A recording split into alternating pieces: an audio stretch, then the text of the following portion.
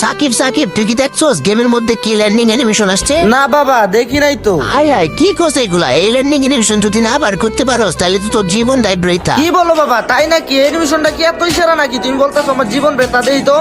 দেখ কি রে ভাই, ল্যান্ডিং এর সময় তো আকাশ থাকে, পানি আসলো কই থেকে?